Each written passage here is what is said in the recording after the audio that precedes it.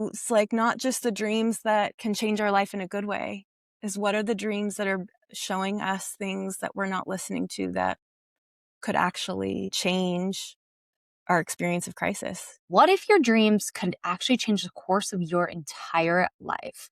Today on the podcast, we dive deep into dream language, soul remembrance, and intuition with Chelsea Rose Cotton, who is a soul guide, a leadership alchemist, and a steward. I'm your host, Sasha Pearl, the energy architect, and I guide solid women in building authentic six-figure businesses by aligning their identity, their brand, and their content from the inside out. Today is one of the juiciest conversations I have ever had. I got so deeply emotional from the stories that she was telling about, the dreams that have literally changed her life. This is a very vulnerable episode, and I am so excited to share this with you. So let's get into it.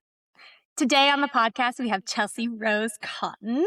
She is a 3-5 generator with sacral authority, and she is one of the most in-depth human beings and magical human beings that I know in this world.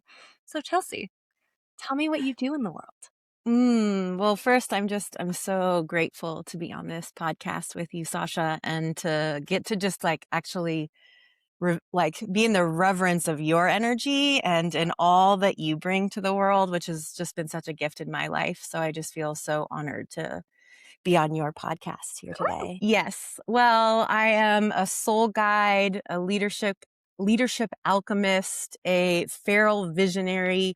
These are all some different words that I've stumbled upon and discovered that I feel like they speak to some of the truth of who I am and what I do in the world.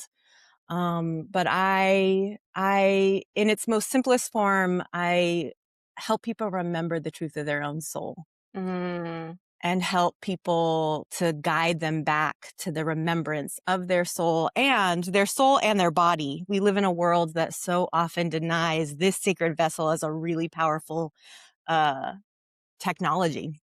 And so often we live also in a culture that asks us to be really intellectual, to have to prove that everything has to make sense.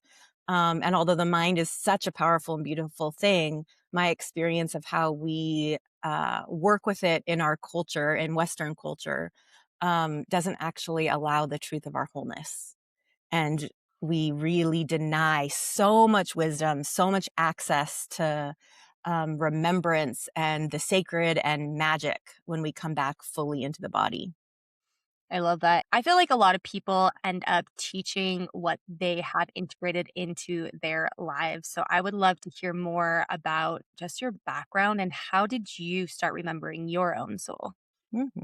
Yeah, thank you for that question.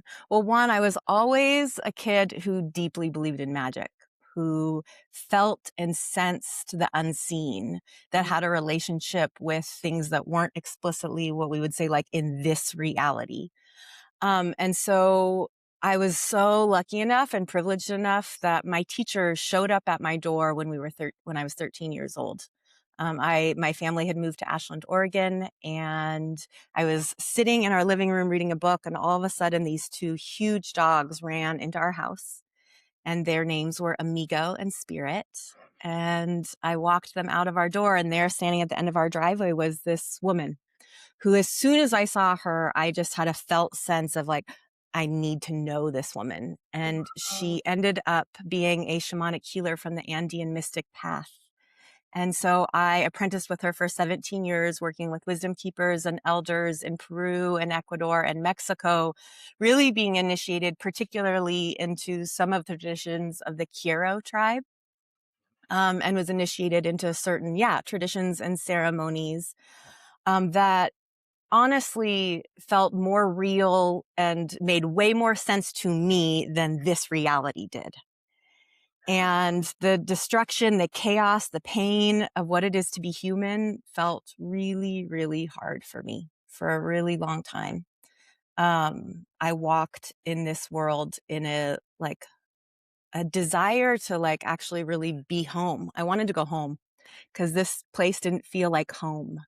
But the unseen, earth-based rituals, some of these more indigenous practices of deeper connection and understanding that it's like not just the seen reality that we live inside of and building a relationship with those things, One honestly saved my life, because I didn't want to be here.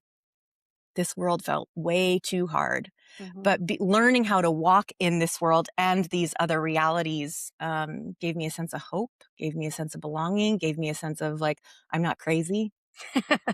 Um, yeah, so I just feel so grateful. And then from there, after 17 years of apprenticing with her, I ended up working in a women's social change organization and doing leadership development, founding a couple different programs that really are about leaders, and particularly women, not all women, but um, the restoration of the feminine being an essential part of what I feel like is missing in our world right now, and that is an essential ingredient to some of what we're seeing on the planet.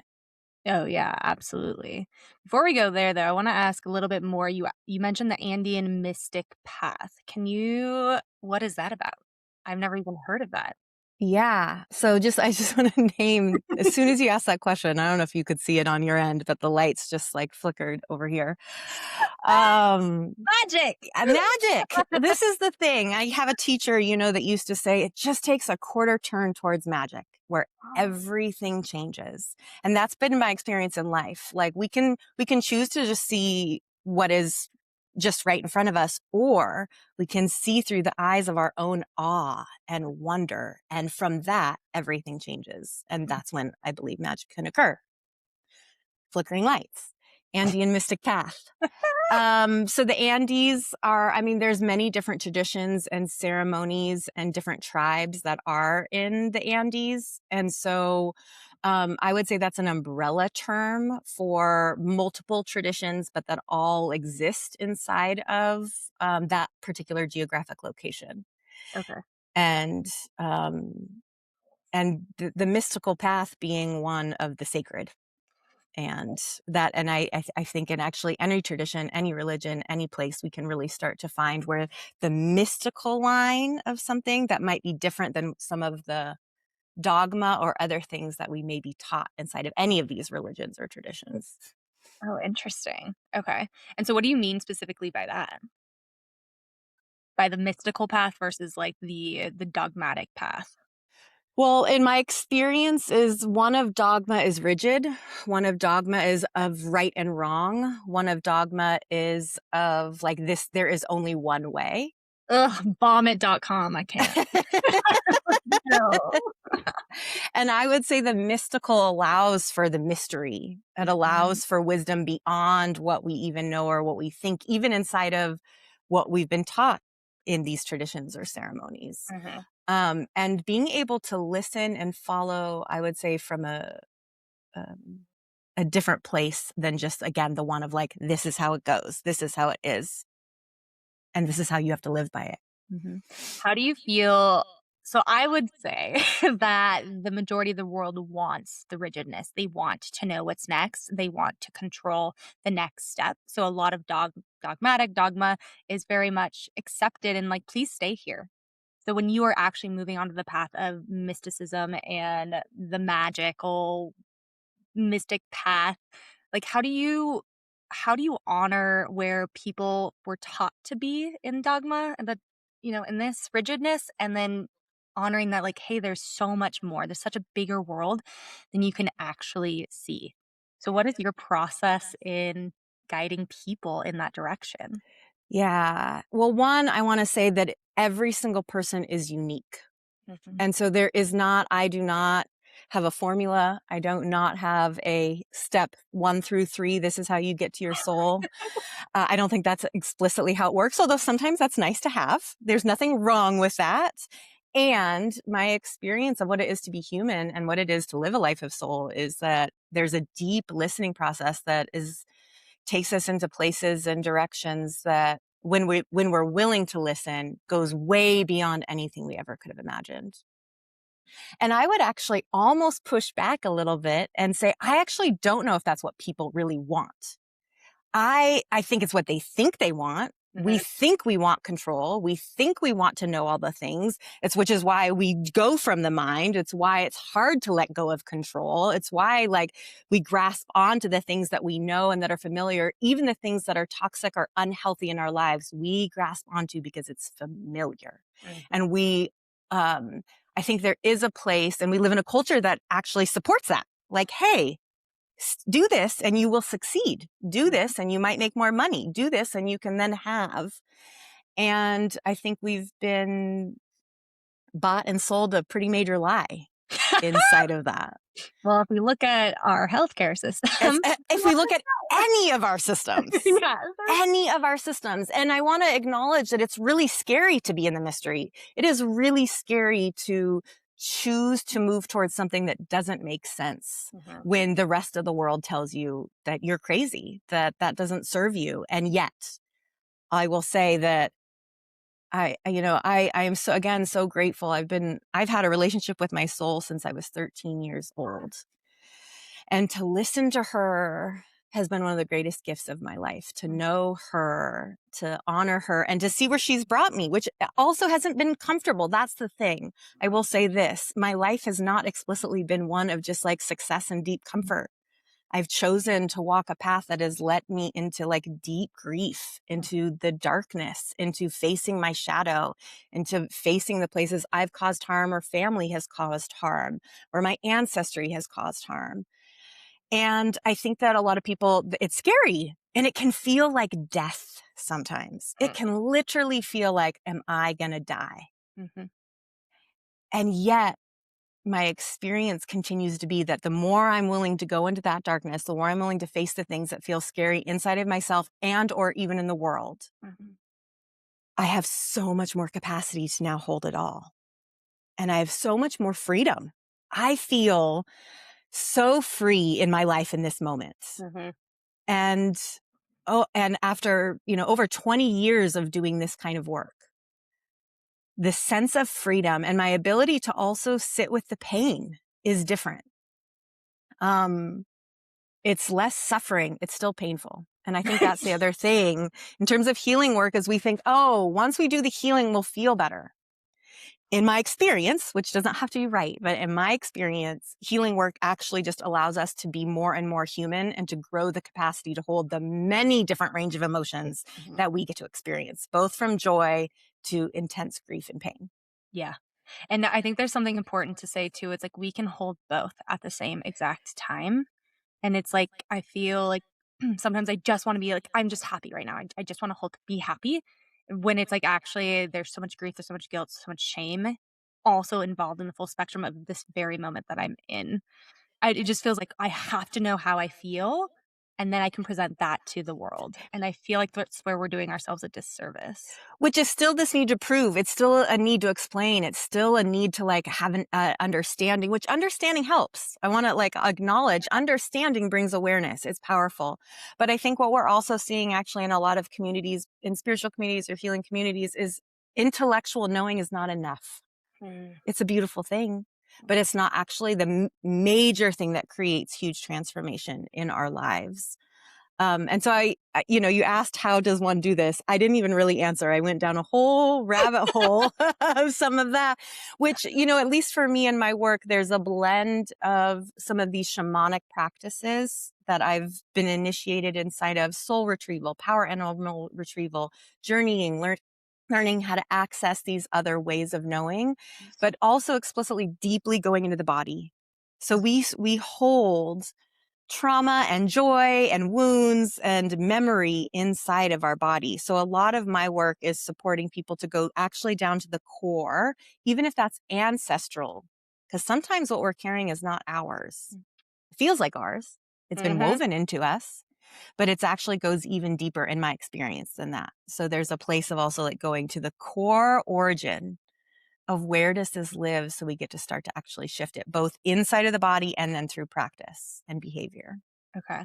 And so the deepest transformations are through the embodiment of understanding your soul, who you are, and your ancestral line and healing. I would say that could be one of the pieces for sure. Like one thing I definitely stay away from is any saying like this is the way. I just don't actually hold that. Yeah. There's been a huge piece of my way that has really worked for me, which is why I also do all kinds of different energy tools and working with also essential oils and herbs. And because our bodies, one, are all different and need different things. We all learn differently. We see, sense, know differently. So, and I do think there is a huge piece of when we start to tap into our soul and we live a life of soul and do that deeper work of kind of dismantling and working through all the stuff that has been laid upon us via family, culture, our own wounding, whatever that might look like, to start to come the truth of our own wholeness. And there's a lot of different ways to do that. Okay. So I deeply believe that soul work is really vital and important. I also deeply believe that being in nature and remembering the truth of our connection to nature is vital. Yes. So again, it might look different for each person, but I think that is an essential ingredient. Like soul and nature, if anyone did anything and was like committed to those two things in their own way, I would be like, okay, we're we're on the right. we're on a path. We're on a good path. So I would love to hear more about what does it mean to connect to the soul and why is it important for myself to understand my own soul in the world? Yeah, that's a beautiful question. Well, for me, one thing I would actually just invite us, even in this moment, anyone who's listening, I always love to place my hand on my heart and just take like a deep breath in and let it go. And even with that breath, letting ourselves start to slow down because the soul moves at a different pace than this wild world that asks us to go 365 days a year under fluorescent lighting. Soul moves at a different pace. So even just the invitation of starting to slow down, which I know for many of us can be really hard. So that's okay too. Just holding and trusting that. But as you can, letting yourself start to slow down so we can listen at a different level. And there's many cultures that believe that at the back of our heart is the throne of the soul, is the seat of soul and the window to the divine. So taking a moment to just check in with your heart-soul space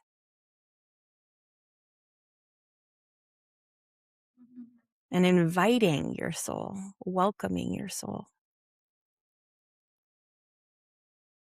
Our souls want to be in relationship with us.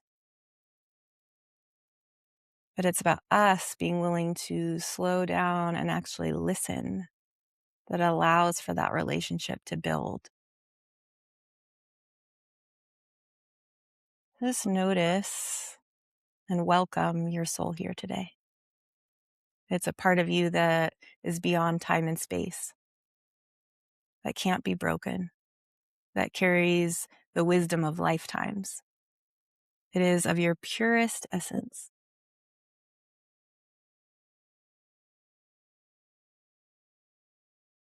And as you welcome this part in, even just asking, like, how do you want me to listen to you?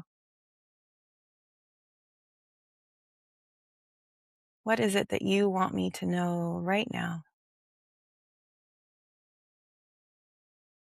And then trust what comes, even if it doesn't make sense. Because that's the thing. This is where our mind so often gets in the way of the magic that is always available to us. We go right into, well, I must be making it up. Or that doesn't make sense. Or no, that can't be it in some form. And so the act of actually listening and trusting that voice, just like any relationship, it will grow stronger.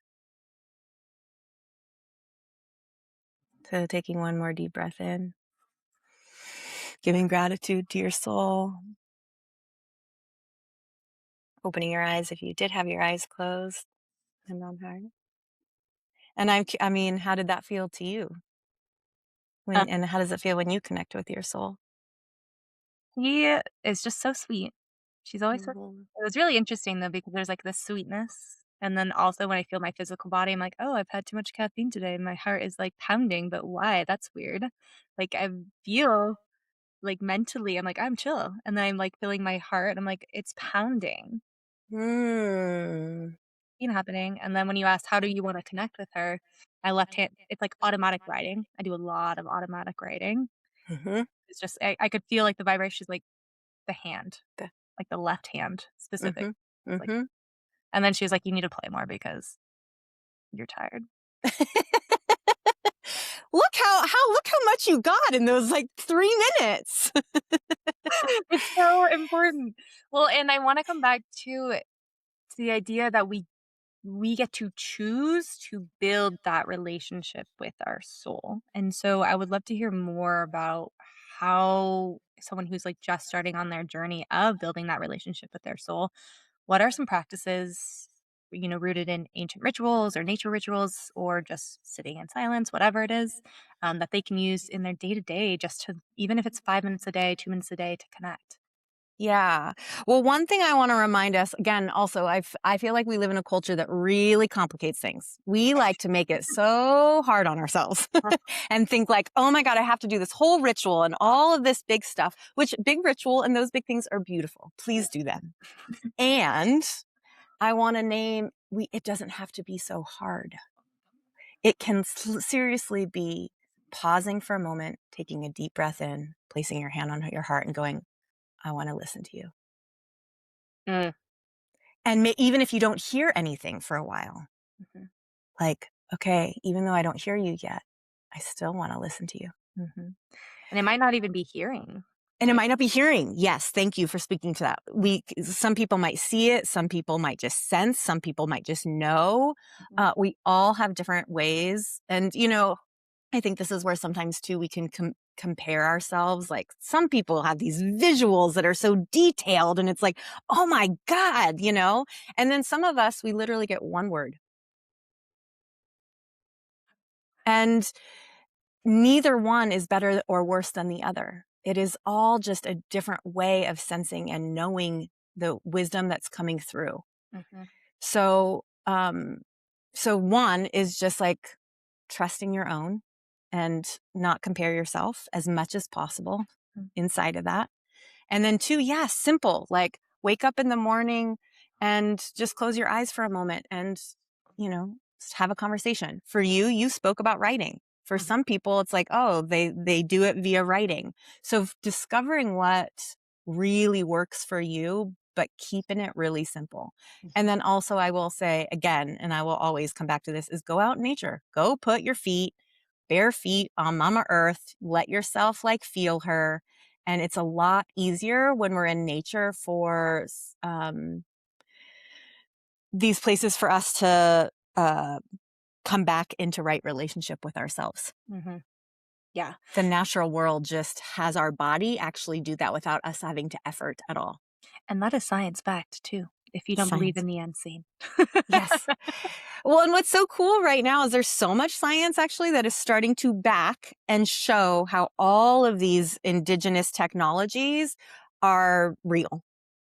I'm actually really obsessed with this, and I think so much is about to really shift moving forward because of this reason. Mhm. I want to talk about being in right relationship with yourself. I've known Chelsea for what, a year and a half, year-ish Year and a now. half, yeah. And when I first came into your work, I'm like, I don't know what that means. So for someone who's just hearing this language, what does it mean? Yeah.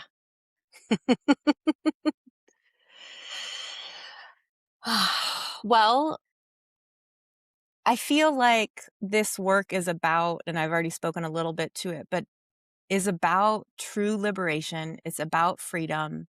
It's about coming into right relationship with our soul, with Mama Earth, with ourselves, with dismantling like these stories that we've been told about what it is to be woman, what it means to also even just be human, what success looks like. Like we live inside of constructs that we've been told are the only thing or that are the most real thing. And I think through doing deeper work, whether that's shadow work, grief work, dream work, human design, we start to discover these other places that actually that doesn't explicitly have to fit into, that there are other ways of being that actually serve us more. Mm-hmm. And so even if, and I've been told for a long time, Chelsea, I don't get what you say. And there was a way, there was a time where it was like really hard for me. I felt really lonely. I mean, imagine, even though now I can look back and be like, oh my God, I had a teacher that came at 13 years old. At that time, I was a 13-year-old girl trying to like just go to high school, and I was like doing shamanic work. That's crazy, actually. It felt really, I mean, it saved my life, but Yeah. it also felt incredibly isolating. It felt like I was on a journey that most people really, even adults, didn't understand. So I have less reaction to what does it mean and more of a like, yeah, I don't know either. There's a piece of like, there's an actually part of it is like, can we be in the mystery? Mm-hmm. Can we be in imagination? Can we be in possibility? Because I don't know also. Mm-hmm. I think that this comes back to the trust aspect of this too, like trusting yourself and trusting that what you know in the moment right now is exactly what you need to know. Right? Yeah. And that can be the mystery, that could be the magic. Like, what if our unique knowing is the magic, right? Well, and I think our unique knowing is the magic. And then when we start to actually have a clear filter inside of that, one thing I also want to say is that in so many communities, it's like, well, if you listen to your body, that's just trust your body. There's some nuance here. Our body has wisdom. Our body also carries traumas and wounds that it filters through. So part of this work, in my opinion, too, is learning how to discern, oh, I am feeling the rage. And is that rage because it's actually something to like move out onto someone else? Or is it because there's a deeper thing that's asking for me to be with and move, but not to explicitly make someone else wrong inside of it? Mm-hmm. And so the more work we are willing to do, the more we become a clearer field so that I can be like, oh, that's my little girl. That's my little wounded one right now who wants to like rage, and she deserves to rage. Mm-hmm. And I can also like have my adult self be like, okay. And in this moment, that one sentence did not need a whole explosion of rage, even though I felt it and I get to honor it. Mm-hmm. So I think there's something that's really important about embodiment work that's not just explicitly like trust your body. It's start to learn how to listen to your body so you can trust it and know what is being activated in the moment to then get to work with it. Mm-hmm. And is learning how to listen to your body around just asking it questions? I think there's multiple, like for me, some of the main questions I often ask is like, well, one, just honoring, okay, like I'm feeling really anxious in this moment. I deeply trust that anything that we feel has wisdom for us, even the things that feel really uncomfortable. So often, again, slowing down enough to then ask, like, okay, why are you here? Because you came for a reason. Mm-hmm. Why are you here? And then from that, it's like, what do you need? And most of the time, the what do you need is not the thing I think it is. Even also, why are you here? So often when we feel uncomfortable feelings, the why are you here is actually because I want to protect you, or I want to love you, or I want to be closer to you, or I want to whatever. It's not to actually hurt us Mm-hmm. most of the time. Not all the time, but most of the time, that's been my experience. And like the what do you need also is like, we can go into like, well, I have to like, leave my whole life. I have to throw everything away and start anew. And sometimes that's true. Sometimes, Been there, done that. yeah, sometimes that's true. And then sometimes it's literally like, you just need a hug. Can you give yourself a hug in this moment and like breathe that in and acknowledge what's occurring right now? And from there, everything then changes. Mm-hmm. Yeah, it seems like there's like this like deep presence and awareness that you need to have for yourself. Because as soon as I don't know why, but when you're like, maybe you just need a hug, and I was just like, my anxiety. I was just like, my anxiety always needs a hug. But what is that? Yeah, and then you can go into deeper questioning from there. Mhm. Yeah. I really want to get into, you talk a lot about trusting the unseen. So tell me how your work really relates to and, educates people, well, educates, I don't know, shows people a way of really trusting the unseen. Yeah. Well, first, I mean, to me, the unseen is, I mean, really, it's actually everything. It's even the things that we see with our naked eye, there's still the unseen inside of it because everything is energy. Again, backed by science. Back This is not by me. science. It's everything, That is even the energy. And so our ability to start to be in tune, be in relationship with all the many energies around us, which I'm not then saying like, go and open yourself up to all the energies. That's not what I'm talking about. There takes great discernment in living like this and learning what works for your body and what you need to do to like protect, not from armored protection, but from protection so that not all energies do get in.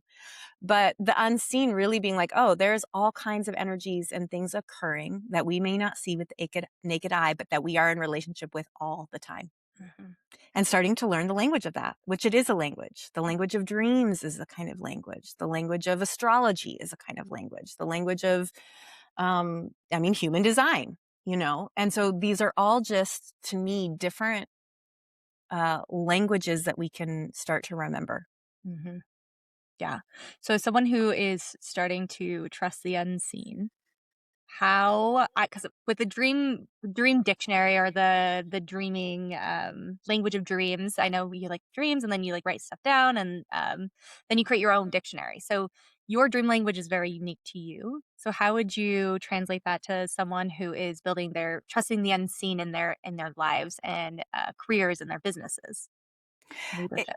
Yeah, I mean, I think it really depends again on each person and what they're working because each of us has our own trust issues and they come with us into the unseen. Okay, wonderful. I love that. So we get to actually start to, learn what is it about it? What don't we trust? Why don't we trust it? Again, some of these like deeper reflective questions for ourselves. Mhm. And then how do we want to start to build trust? I mean, one really simple practice that I often bring to my clients is like, what would trust do? Like actually just ask that question in this moment. Like pause. If you notice that you're in distress, whether that's in a relationship or whatever is occurring, is like, what? Pausing for a moment, taking a deep breath in, what would trust do Mhm. right now? And then act on that. Mhm. Oh, trust would say the vulnerable thing. Mm. Okay, I'm going to take a deep breath in and courageously say the vulnerable thing. What would trust do? Okay, oh, trust would actually jump up and play because they would know that you don't have to sit here and do all this work to actually get it done. Mhm. So We're learning that. yeah. And so, like, starting to listen, I mean, how trust gets built, again, just like any relationship, is the willingness to listen and then act on those pieces. If Mhm. we listen and then override, is that very trusting? If we tell ourselves we're going to do something and then don't do it, we're actually not, we're building distrust inside of ourselves because then we start to know, oh, well, I don't really follow through, even on my own pieces, which Yeah. which isn't about also, and then there's the place of not making ourselves wrong in that. Again, we're human. So having grace, having compassion, while also like, okay, how do I actually start to really build trust in these ways? And every person you could ask, what in the unseen am I wanting to trust more? Mhm. So my ancestors? Is it my dreams? Mhm. Is it my own intuition? Is it, and one thing I would say is that all these are just access points that can then start to open and build up any of them and support any of these things in your life as a whole. Mhm. Yeah, 100%. I want to bring it back to human design for a second. Yeah. So Chelsea, I will ask Chelsea a question, and then she's like, "Well, it could be this way, it could be this way, it could be this way, it could be this way. What do you think it is?" This is Chelsea's line 3 of experimentation. So she the reason you are so good at what you do is because you've lived the experiment. You are in the experience all the time, and you understand that there isn't just one way. And I love that you are also offering as much as I can see that being really frustrating for people, especially when they're like, "I want black or white, yes or no." And you're like, "Well, we could look at it from this angle, this angle, this angle, this angle, and I'm gonna ask you a question to it's a series of questions to get you to answer your own question." And this is gonna bring me to the Beauty Way, which Chelsea is the co-founder with Lauren. And I remember being so activated at the Beauty Way because I'm like, "I just wanna know the answer." And this goes back into not trusting my own intuition there, but I wanted you to tell me it because I Mhm. felt like if you told me it, then that is the correct answer because you were leading it. So, what are your, am I the only one to have expressed that type of? No, people hate when I say, "What do you think? What do you feel?" What is Um, this phenomenon for you? yeah. Well, and so again, we live in a culture that has taught us to outsource our power, has taught us to outsource that there are people who know better than myself. And so even that is a dismantling of it, which is why you hear me say over and over again, "Well, what do you feel? What do you think?" Because I deeply trust that you do have the answer. Yes, and we I usually deep I mean Yes, we you do. do. We all do. Now, sometimes we need a little help. We need a little support. That's Mhm. really real. We need someone to, help us down or guide us along the way.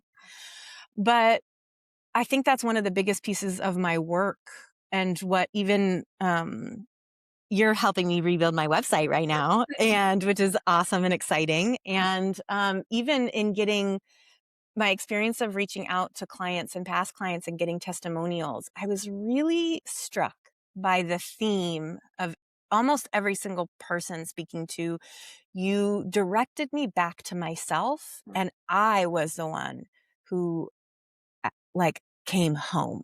Mm, Like, yes, I'm there standing next to you, but it is not because, and I have gifts. I have way powerful, amazing, such a beautiful witch, gifts. such a witch.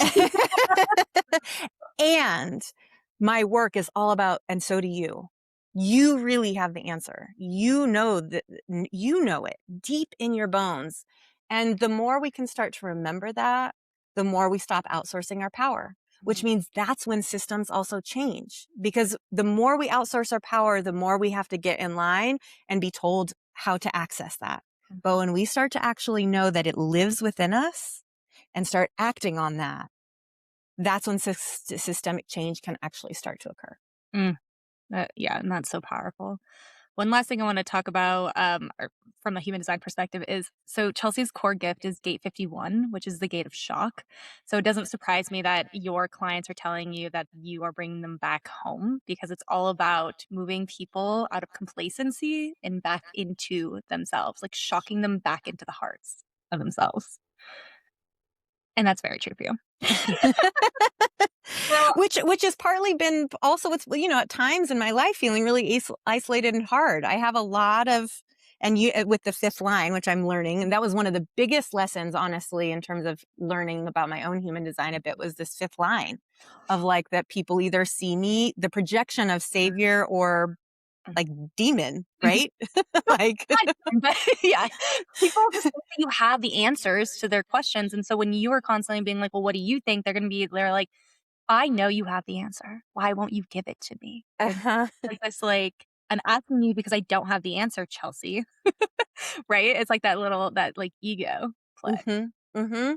And it's created, and sometimes then there's been power dynamics and power things because people really either love me or they really don't like me. And there was a long time where I think that was really hard for me. And now I can hold it as like, "Oh, you don't like me. Well, and I Okay." feel like people who don't like you end up loving you after the work is after they clear their shit. Yes. Yes. Um, oh, I really wanna get into dream work. I think that you have such a radical perspective on dreaming. So I would love to talk a little bit more about Yeah. How are you bringing dream work into the work that you do in the world? Yeah, I love dream work. I feel like dreaming, I actually think in terms of like where we're at in the world right now, dreaming is a radical act of revolution that is really necessary for us to remember how our dreams are working through us. Um, and so a couple things that I'll just share in terms of that. Just like anything in my work, it's all about embodiment and embracing the whole. So, in terms of working with me and doing dream work with me, it is not an intellectual experience. We aren't going in and analyzing. We aren't reading things that are telling us what that means. We are actually remembering the language of our own dreams and embracing the felt sense of how that shows up inside of our life and inside of our dreams. And when I'm talking about dreaming, I want to name too, for those of you who feel like, oh, I don't dream or I don't remember or it's only mundane or, it's all just like I'm naked in front of, my boss or something like that. That's like the scare, the ones that are anxiety producing. Even if we don't remember, we are still dreaming and have access to the potency of our dreams. And my experience is when we start to embrace them, even in simple ways, they start talking to us differently. Also, even for those of you who have dreams that are really scary or terrifying, or like you don't like dreaming, I want to also acknowledge and honor that. There's many indigenous cultures, and specifically from what I know, the Tsutsujil, who deeply believe that our dream world is just as real as our waking world. Mm. And that actually, unless we are awake in both, we are not living our full and whole lives. And that dreaming is a portal to soul retrieval, to time travel, to clearing ancestral wounding. Um, and so for me, I deeply believe, and, one of my favorite stories, I'll just speak actually about Jessie Little Doe. Jessie Little Doe is a Wampanoag woman from the Wampanoag tribe. And it was believed in the lineage that they had lost their language. And it was believed that it would come back in 7 generations. And so Jessie Little Doe started having dreams and started hearing a language. And thankfully, she was aware enough to trust herself that, and I don't know the full story of how this happened, but she ended up partnering with MIT and they rebuilt the Wampanoag tribe language and then taught it to the tribe itself. And in the teaching of the remembrance of their native tongue, alcoholism went down, drug abuse went down, sexual violence, and just physical violence went down. Other traditions and ceremonies started to be remembered. Like it changed the landscape of the Wampanoag community. And I deeply believe that that many of us might be carrying a dream that is going to change the culture in which we live in. Mm. But we have to be willing to trust it. Same thing, Harriet Tubman, how she knew which houses were safe and where it would be okay to go to sanctuary was through her dreams. Talk about being able to trust when your life is on the line. And people's lives are on the line right now. Mm. And so our ability to not push aside that which is out, like what is ours to have the sacred responsibility for, and Yeah. to trust our dreams and move towards them because they have wisdom, I think is going to be, is an essential part again of like the revolution that is taking place on the planet right now. Mhm. Yeah. I think at the Beauty Way retreat you asked, "Have you ever had a dream that changed your life?" Mhm. What is the dream that changed yours? It's a really good question. Um, I'm pausing not because there isn't. I have actually many. I'm actually pausing of like the one that came up feels really vulnerable to share. Um, it's actually, and it feels like I'm meant to share it.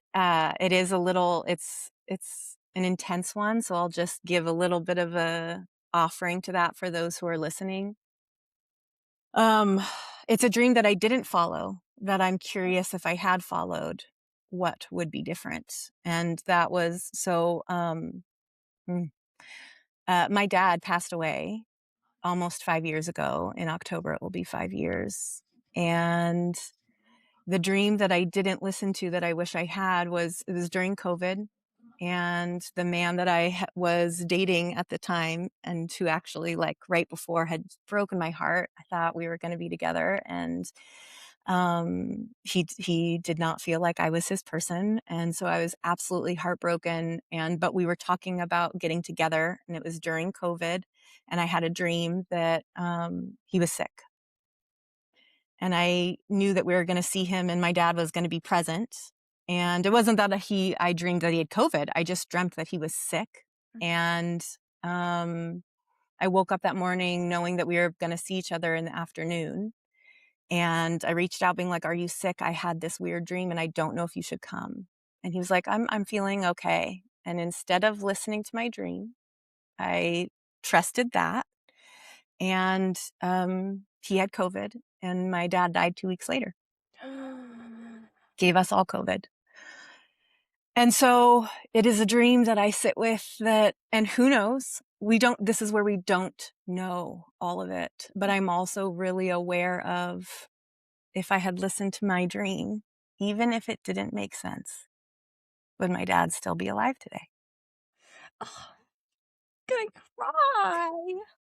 Yeah. And so from that too, it's like not just the dreams that can change our life in a good way, is what are the dreams that are showing us things that we're not listening to, that could actually, again, change our experience of crisis, change our experience of, and my dad may have passed away anyway. This is where it's like, but I learned a major lesson for myself, which was when I receive information and wisdom, and I know that through my dreams. And every time I override that, there's sometimes it's a really small consequence, and sometimes it's a really big one. Mm.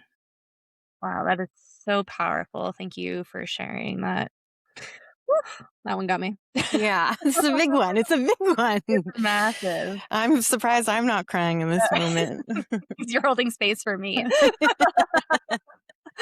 So so that is like just such, oh my god, that is just like such a powerful story.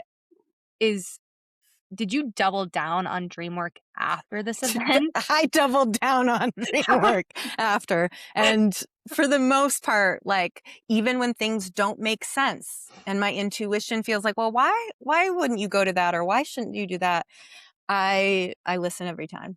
And sometimes it's really clear, like, oh, phew, that happened. Thank God I didn't go. And then sometimes nothing happens and it's like, hmm, who knows? Maybe if But you were there, it would have happened. and maybe, and this is the thing, is even this need that like to prove, rather than just trust, and trust that that is enough.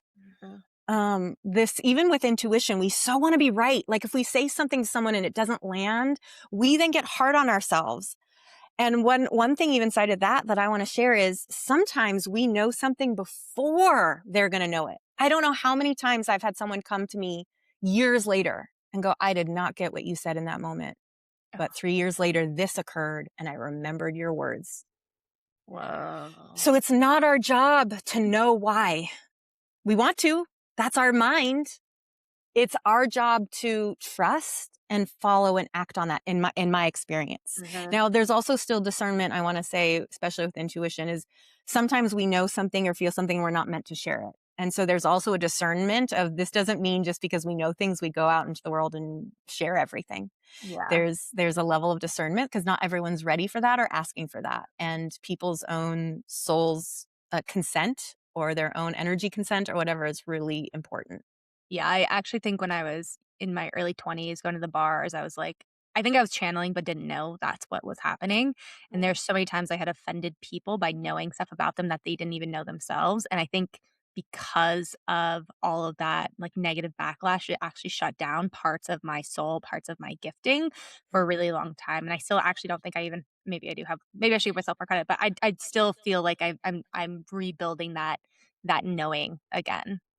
Yeah, and I really wanna thank you so much for sharing that, because that's even the trust building part, is for many of us, we had, whether that's as a child or something else, we had certain gifts or skills that either people put us down for or that also made us maybe afraid, and so we then decided, like, "I don't wanna see that, I don't wanna know that," and so, like, cut it off. Mhm. And learning how to again build the scaffolding inside of ourselves to be able to hold the gifts that are meant for us, that are ours. Um, and so, you know, learning, rebuilding to trust Mhm. your own channel and that it's also safe to do so. And I think that's the other thing I actually want to speak to. Most of us have experienced where it's really unsafe Mhm. Oh, yeah. in this life, and or if you do have a past life and believe in past life, burning at the stake or any of these things where particularly as women we've brought our gifts and we've been burned for it in some way or another. Yeah. Yeah. And so building enough safety inside of ourselves, I think that's one of the other things too in our world. We want everyone else to make it safe enough for us, Mm. and my experience actually is it's the other way around. Mhm. We have to make it safe enough inside of our own bodies, our own beings to hold, and then discern when and where and what rooms we bring that out in. Mhm. But it's not actually someone else's job to create safety for us, Oh, yeah. Yep. which is can, Insourcing. which can be a little, that can be a little provocative. Oh, definitely. I feel like, discernment is one of the most powerful gifts that you can have. And I think when Mhm, you walk into a room and you hold just there's a presence people who hold discernment walk into rooms with. mhm, You're like, "What is that?" mhm, Like, you're not gonna shapeshift for me. mhm, You're gonna be exactly who you are, you're gonna show me exactly, like, what you need to say in the moment that you say it, but that's it. mhm, It's really fascinating. I wanted to share one dream that I had that goes into that gift that I feel like shut down. mm, I had this dream where I had this little girl show me, "Hey, I can show you how you really feel again, how you can really feel again. It's gonna be really intense." And I walk mm, through this portal with her, and I'm on the other side, and there's this man on the ground, he had just died, and she's like, "Touch him." And so I touched him, and then I felt his entire all of his pain, every single moment of his life, and the murder itself, and I said, "No, thank you. Take me back." And I mm, knew in that moment I had again it felt like I'd again been like, "Oh, you're not ready for to receive your full gifting yet." And I was like, mm, "Damn it." But it was like, I woke up and I remember my entire body, like, physical body was, like, felt everything that he'd ever felt in his entire life. mhm. Wow. Yeah, so I bet that's, like, the last dream I've had that was, like, really it felt so profound and also, like, "Damn it, why was I so scared still?" You know? Well, one thing I wanna say in that is, like, this is where we can be hard on ourselves, like, "Damn it, I did it again." And there's a place for that in some ways, but I also am just like, my question would be like, what do you need to trust Mhm. this gift or skill? And or what is it that you are really afraid of, and getting actually really clear on what are you afraid of? Yeah. I mean, I think it's, I don't wanna do it alone, Mm, and I think that's why she was there showing me, yeah, right? And yeah. essentially, it's like she's like, "I am here. Mhm, You are okay. You are safe." And I was like, "I'm not safe, I'm not safe." And I ran right out, mhm. right? You can go back in.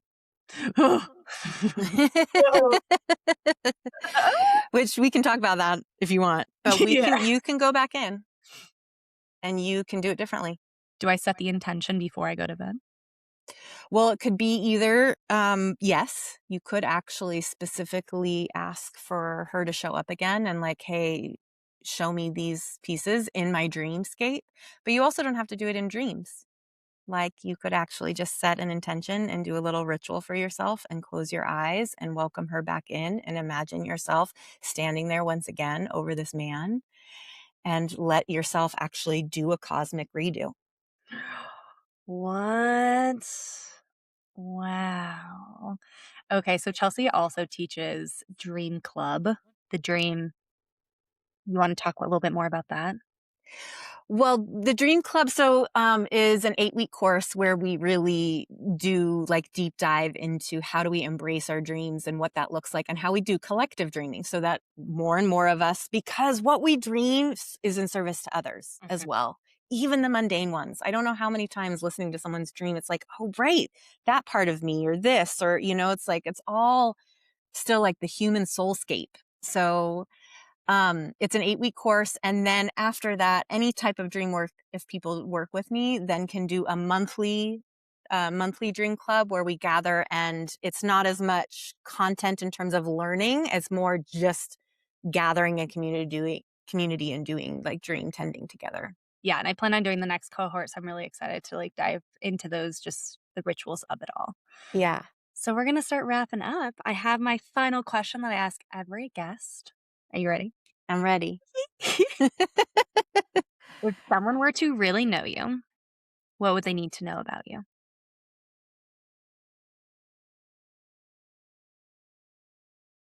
If someone were to really know me, they would need to know. I mean, the first response actually that comes is that I love so deeply. Like, I fall in love with you really quickly. And I have the expansion to hold that in a really real and deep way. And inside of that, like, the image that I got was of Mama Earth. Like, nature is my people, trees are my people. If I could just lay on the moss and, like, become a rock and just, like, into her, that's that's what I would do. And if you really knew me, you'd know I'd wanna be a rock covered in moss. I love that so much. Oh my gosh. I really hope if you're listening to this podcast, you get to meet Chelsea in person because she's actually a dream.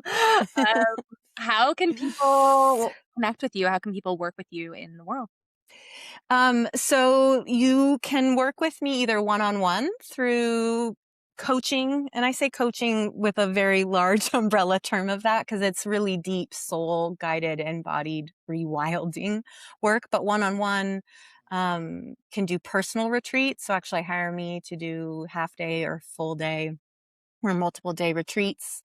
I do also corporate work and going into corporations, but corporate that's really ready to like do it differently, that wants to be connected and creating policy and governance and structure that mirrors nature and heart-centered and soul-led, and these different, and like intuition just as important as other data. And then of course the garden, which is this whole larger vision and legacy that's not just mine, that is being held by multiple women.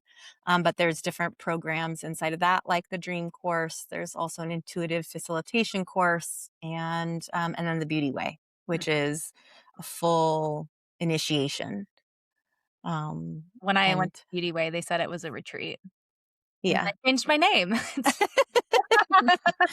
It is a big initiation. It's one of the most beautiful things I've ever experienced, and if you guys get to be, a part of any work with Chelsea and Lauren, like, your life will shift, it will change, and it will become a lot better than it is right now. Mm. 10